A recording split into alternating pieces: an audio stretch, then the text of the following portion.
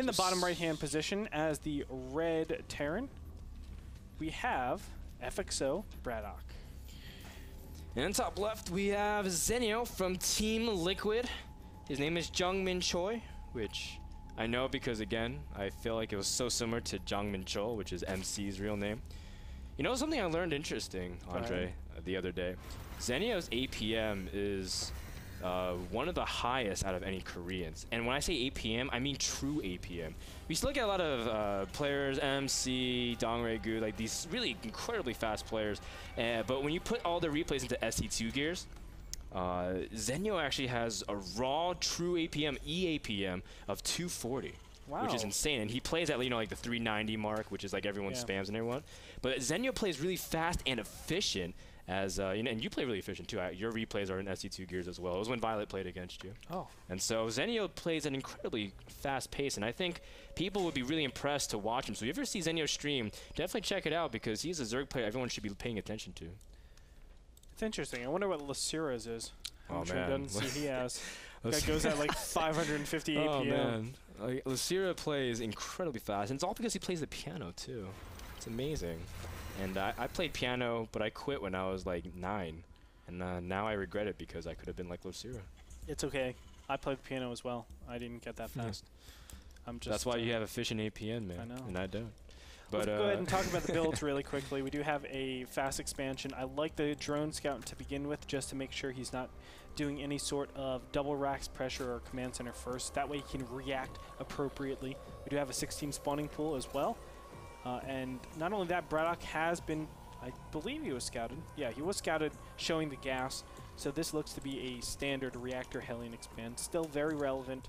A lot of people have been saying that reactor Hellion isn't anywhere as useful or not nearly as relevant as it was before, with the Queen extending their range to 5 instead of 3. But I still feel like you must have some sort of control there. You can take a couple of shots from the Queen at the expense of course, taking out some creep tumors. So I think that's very important to do, and hopefully we will see a bunch of Hellions. I know Mr. Bitter will not be happy about that. Now I want to bring up a little track record history, as both players haven't been playing the way people have been expecting them to. We don't look at Division 1 say Braddock's the favorite of the division, but we've expected him to at least take series off. But he's still been doing pretty relatively well in the team arenas. He's been doing decent, and he's been struggling a little bit in terms of the past few games, but he still has a pretty decent win rate at 60%. Zenio at the same time, he also has been playing pretty decent as well for Team Liquid in the Team Arena Challenge for IPL. But he hasn't been doing extremely well. He's still a Korean Zerg. A lot of people have been waiting for him to break out his performance. Tasia from Liquid went to the round of 8. Hero went to the round of 4. When is Zenio going to pop out? And I feel like now is the time for Zenio to really take his division by the horns and really move. So pay attention to that, even though Zenio's kind of been struggling compared to his Liquid counterparts. Yeah, and I think Zenio is due for it too, because he's been up there in the ranks for so long. So it's kind of unfortunate for him. I feel like, I don't know what I'm trying to make an analogy to a foreigner that has that. Maybe like the Muslim.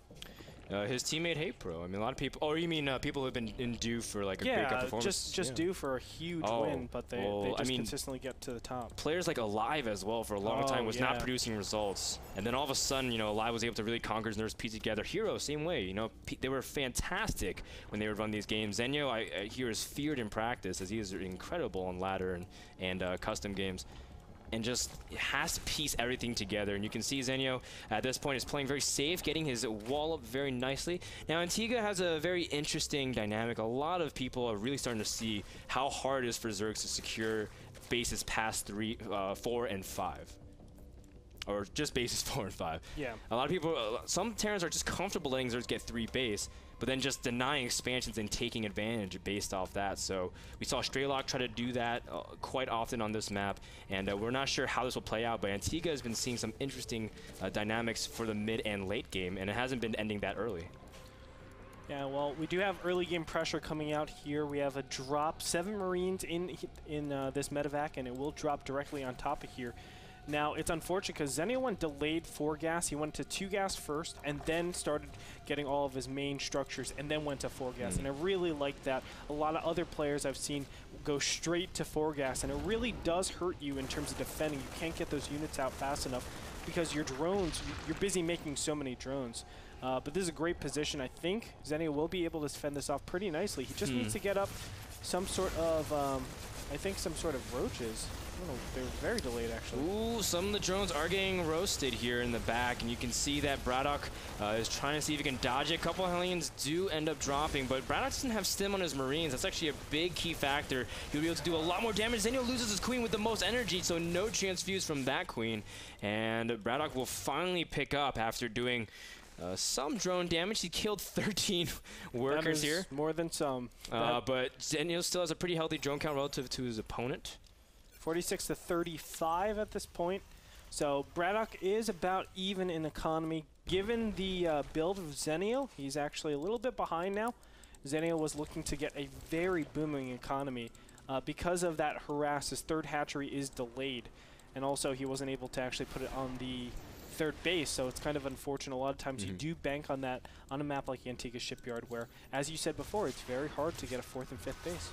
Love the little things Braddock is doing, you know, harassing the Overlords with the Viking. A lot of Terrans have been just patrolling behind Zerg economy just to really pick off any Overlords and punish them for being out of position, trying to get additional scouting information as per usual.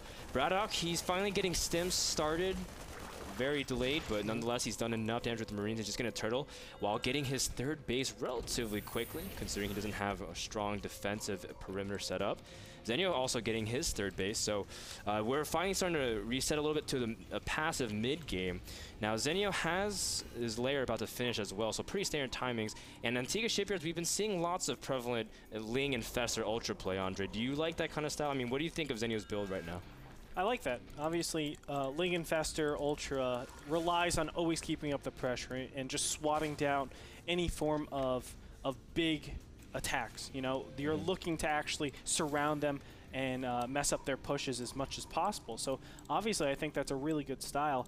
I don't know if we'll get there because just based on Braddock's opening, it looks to be just super aggressive. You have to keep up the aggression, especially if you're getting tanks super early. If you're getting tanks super early, you're cutting a lot of the mobility to just stop the Zerg from consistently macroing. You need to do that if you want to go into that in-game stage. Yeah. So I agree with this. Siege tanks over here pushing the 3rd base is the perfect timing. Yeah.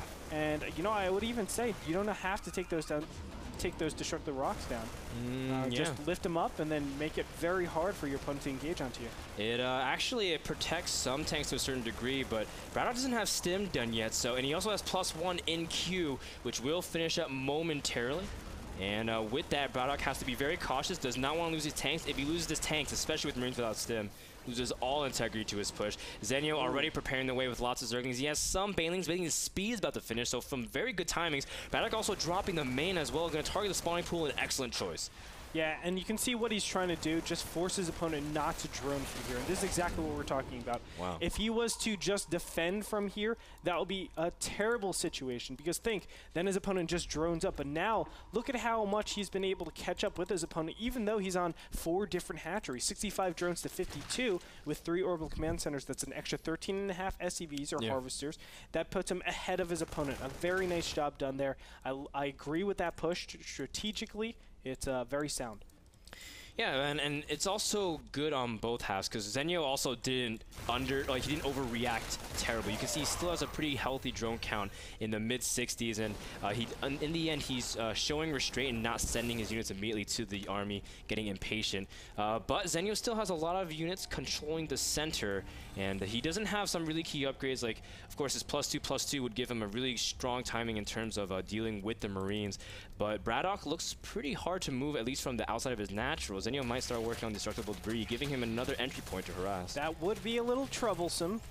Braddock normally should be keeping tabs on this particular destructive debris, but we do see a drop over here in the top right-hand position. Looks to be denying that push.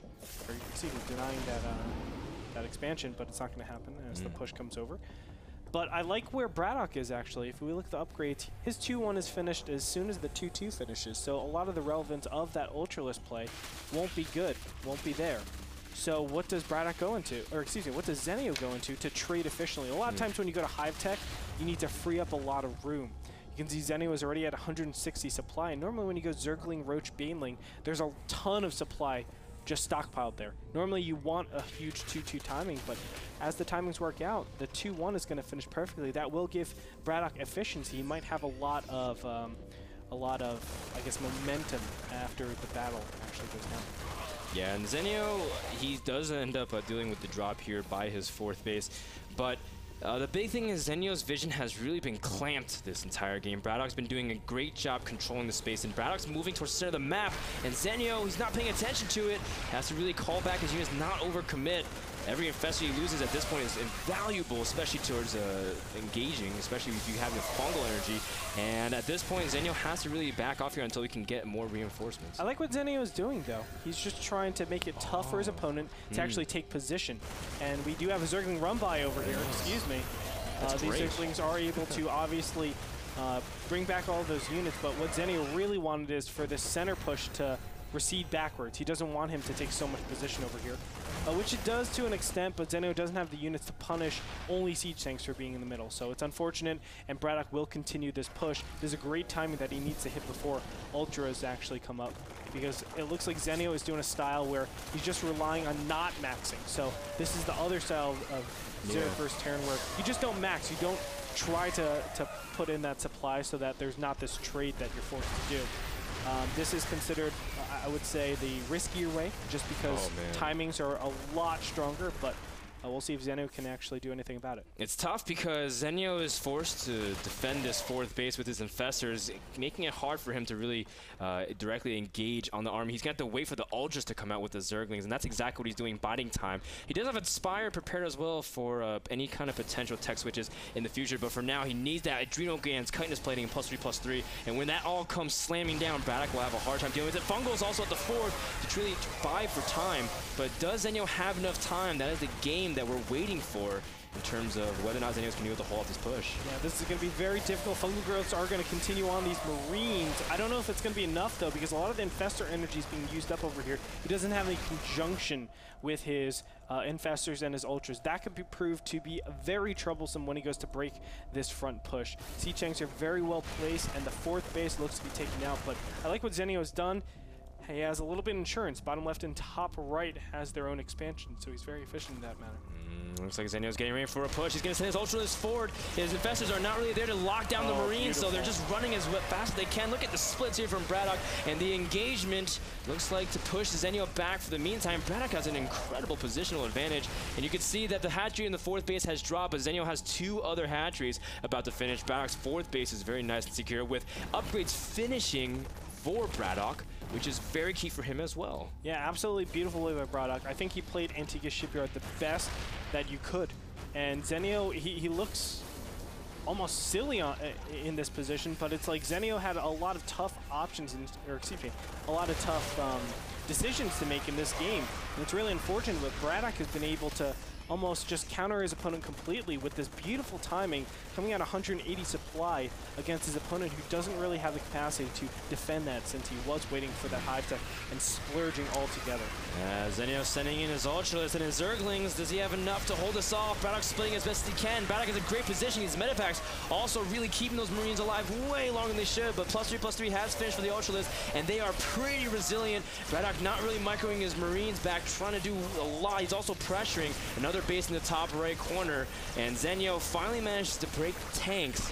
But again, he doesn't really have much to keep those Marines down. Imagine if he could keep those Infestors alive from before and Fungal, then he would be able to crush this army. That's exactly right. Until then, Zenio has been doing a pretty decent job, but he still looks like he's on the ropes. And look at this, the bottom left-hand side base is established over here with the Planetary Fortress. That's so difficult for a Zerg to actually take out of this position. And all Braddock has to do from here is deny 4th base. He doesn't have to actually try to go across map anymore, because he's had really efficient trades here on out. It looks like a drop will be cleaned up in the top or the bottom left-hand corner over here. But these ultras will be blindsided. Siege tanks are actually being sieged very late. But look, there's just so much over here. Nice baneling hits. Very nice. In fact, that's exactly what Zenio needed, because he bought enough time with the Marines, or with the banelings rather, against the Marines, that he was able to take out the tanks. Now he's falling back, trying to see if he can get his reinforcements in the center of the map, trying making sure that Braddock can't escape. But can he get the surround? Looks like he will. Will Braddock pick off and leave? Yes, he will as well. So we see that the entire time, Zenio's still been mining out, but we see a push also coming into the natural. Braddock's just being everywhere on the map, really getting in the face of Zenio. Yeah, and I love this. He has a great medevac count as well, so it helps him out with just the sustainability of his Marines and Marauders. Finally, a couple of Marines are going to drop over here. Zenio has to defend this. It's paramount that he keeps this expansion. If he doesn't, he's in tons of trouble. And look at this. I think there's enough time. Infestors even being taken out here. And that's a brutal loss. He needs to have those Infestors out there to keep those Marines in position so Zerglings and Ultras can go and surround. Is one of the most critical points in keeping up with this composition. But how it stands right now, Braddock can continually trade here, and he is so cost efficient. Look at that, 1,300 loss, 13,000 loss to 18,000, with Braddock being just about 5,000 ahead of his opponent. A huge part of Zenio's supply is in the bottom left corner, and Braddock's insistent on taking that out while attacking the third base of Zenio. The Fungals does keep part of the army locked down, and Zenio cleans up, but he's going to lose his third hatchery, which is instrumental as well. That's Zenio's main mining base at this moment, especially because he doesn't have anything as main and natural. Beautiful, and he just picks up and continues on. Now look at these. All these medevacs staying alive shouldn't be. They should be actually fungled down, but there's no potential to do that because all the energy, all the gas is going into Ultras, which he needs. You can't go just Zergling Infestor at this point in time. You'll obviously be eaten up with just good siege tank positioning. But as you can see, just clamped down on both sides, and another pack of Marine Marauders is going to come in here. These trades are very effective at killing Infestors and Ultras. I think Braddock is going to look to take game #1 here. Zenio does lock down the medevacs, and a huge fungal. Marauders can't really escape, and a good surround by Zenio. Braddock loses his army again. But these kinds of trades are not the worst for Braddock, especially because he still has a pretty decent economy. Zenio's still kind of lagging behind because these hatcheries have been constantly dropping. You can see drones are long distance mining all over the map. Another drop in the fourth base of Zenio, and Zenio's never allowed to rest. Corruptor is finally here to clean up the medevacs, which are as good as useless because they're out of energy as well. But that is just a sign of how aggressive Braddock's been, constantly keeping his medevacs in use. He has quite a many over here as well. Oh, man. Looks to have, what is that, 14? That is quite substantial. And he is again going to the bottom left-hand corner. Let's look at the units lost. And you can see that Braddock, you know, even though it looks really inefficient, his efficiency has been just about the same, being actually a little less efficient. But still, he's been looking really good in these trades down here. And trades always help, especially when you're going against high-tech Zerg and you're on equal economy. It's just so powerful. As you can see, Marines and Marauders just going to poke in here. The gases down here haven't been taken either. That's one of the main things that Zenio probably wants to do, but he's taking the top right-hand corner. That will help him out a little bit, but everything's looking good for Braddock. I mean, Zenio is rallying everything he possibly can, and Zenio doesn't have the gas flexibility nor the time to prepare a tech switch to really take out this army. You can see the tanks have a pretty good positioning. Braddock's going to split up his army now. The reinforcements are being picked off by Zenio, but he doesn't have enough to directly confront. Braddock switched over to mainly Marauders, knowing to deal with Infestors, Banelings, and Ultras. Marauders are fantastic at dealing with all of those, and so Zenio, he has his hatcheries completely denied. Going to go for one last attempt. You can see the Zerglings get us around. Marauders are getting picked off, and Zenio is somewhat stabilizing again, but Braddock has still 5 bases up, and he's dropping the main yet again. Very nicely played by Braddock. And a lot of players would have done differently. They would have actually kept on Marine and Marauders and just massed the 200-200. That's not the way to actually do that, because you give your opponents the ability to get Infestors, to get Ultras. And you can see the combination of both of those are actually proving to stop Braddock every single time. It is pretty effective, but Braddock's economy is just booming, and he's able to outproduce his opponent every single time. You can see siege tanks are just going to clean up the rest of these Ultras. But absolutely fantastic play by Braddock. I have to say, he always shows great games on Antigua Shipyard, as he does yet again in week number 7. The Ultralist Cavernous Snipe, so is the Spawning Pool and the Spire and the Hive. No tech left for Zenio. GG. Braddock takes game number 1 on Antigua Shipyard against one of the division leaders in Zenio. Absolutely fantastic. Great play by Braddock. We talked about it in the game, but that timing was instrumental. Now let me talk a little bit about the Zerg and how the options they have. A lot of times we always talk about this. Their lair to hive tech, that transition is normally really tough to do. A lot of people go with the style of you just get a ton of Zerglings, Banelings, Roaches, Infestors, and you go for a big trade. And what that does is stops that 180 timing push, and you can actually just back up and then hive tech. Because think, if they have less units, they're not willing to go on creep, because then your Banelings become a lot more relevant. They can't split nearly as much. But what Zenio did, he said, I'm not going to do that. I'm going to hope my opponent doesn't do this push, and I'm not going to get so many units. And he tries to stop his opponent with as little units as possible. You know, Infestors, Banelings, Zerglings, they're really efficient at stopping stuff and making sure you don't progress too much. That's why we also saw that counterattack. Yeah. But it didn't help out because, you know, he kept on with the push. I love the fact that he just went up with siege tanks once he's identified what his opponent was doing. He took out the 4th, 5th, 6th base multiple times, and Braddock was able to take that game very, very nicely. Braddock able to execute a very standard stranglehold on his Zerg on Antigua Shipyard. We'll find out what happens on game number 2 as well as the map. But until then, we want to thank Epson, the people who make provide projectors for NASL Season 3. So don't go anywhere, guys. Game number 2 is starting very soon after this break, so don't go too far. We'll be back.